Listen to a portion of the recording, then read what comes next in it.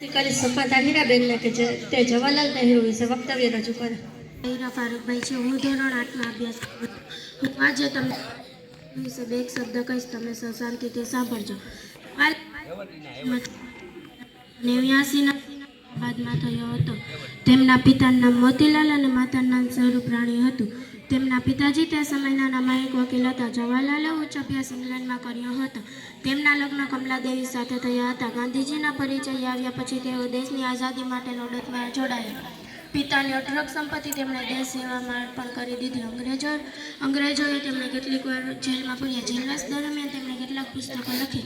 ઈસવીસન 1947માં આપણો દેશ આઝાદ થયો ત્યારે સ્વતંત્ર ભારતના પ્રથમ વડાપ્રધાન બન્યા.